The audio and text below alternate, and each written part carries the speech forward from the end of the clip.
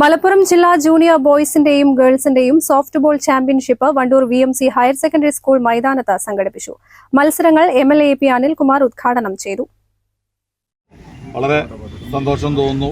വണ്ടൂർ എനിക്ക് തോന്നുന്നു ആദ്യമായിട്ടാണ് സോഫ്റ്റ്ബോൾ മാച്ചിന് ഒരു ജില്ലാതല മത്സരത്തിന് സാക്ഷ്യം വഹിക്കുന്നത്. 23ാമത് സോഫ്റ്റ്ബോൾ ജില്ലാ ചാമ്പ്യൻഷിപ്പ് ആണെങ്കിൽ പോലും വണ്ടൂരിൽ ആദ്യമായിട്ടാണ് നിങ്ങൾ എത്തുന്നത്. ഏറെ സന്തോഷമുണ്ട്. ഇവിടെ സോഫ്റ്റ്ബോൾ നമുക്ക് ഫുട്ബോൾ പോലെ അല്ലെങ്കിൽ ക്രിക്കറ്റ് പോലെ അത്രത്തോളം ജനങ്ങൾക്ക് പരിചിതമുള്ള ഒന്നല്ല എങ്കിൽ പോലും സോഫ്റ്റ്ബോൾ ഫ്യൂച്ചറിൽ ഭാവിയിൽ ഏറ്റവും നല്ല നമ്മുടെ മത്സരമായി മാറുമെന്നുള്ള കാര്യത്തിൽ സംശയമില്ല. ബാറ്റിംഗ് ടീമും ഫീൽഡിലുണ്ടാവും. അന്നേരം ഫീൽഡിൽ 18 പേരുണ്ടാവും. 9 പേര് ഇറങ്ങും ഒരു ടീമിന്റെ. ക്യാച്ച് ചെയ്യാൻ ഇതിനൊക്കെ ഉള്ളത്. ബാറ്റ് ചെയ്യുന്ന ഒരാൾ ക്രിക്കറ്റ് പോലെ തന്നെ അല്ലേ? പിന്നെ റണ്ണ് സാധാരണ എടുക്കില്ല.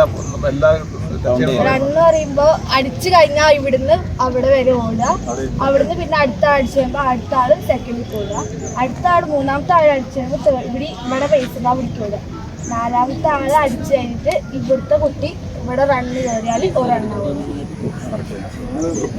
റണ്ണിട്ടാണല്ലേ? ശരാശരി ഒരു കളിയിൽ എത്ര റണ്ണ് കിട്ടും അങ്ങനെയാണെങ്കിൽ?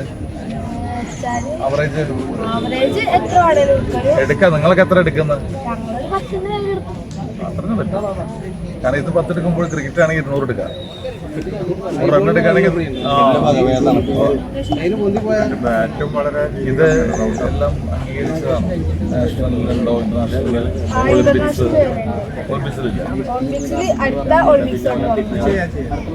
ഒരു ഐഡിയ ഇല്ലാത്തന്നോളം ചോദിച്ചു.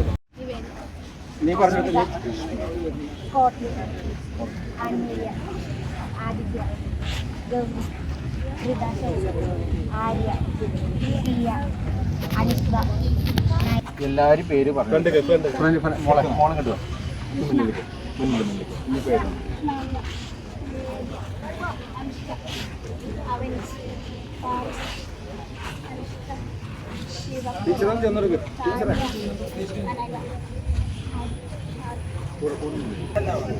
പിന്നെ അത് കോണ്ടാക്ട് ബാക്കോട്ട് വരട്ടോ.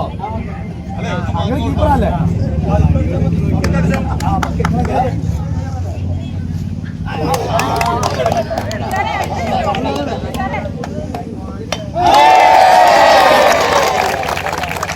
വാശിയേറിയ മത്സരത്തിൽ ആൺകുട്ടികളുടെ 10 ടീമുകളും പെൺകുട്ടികളുടെ 7 ടീമുകളും പങ്കെടുത്തു.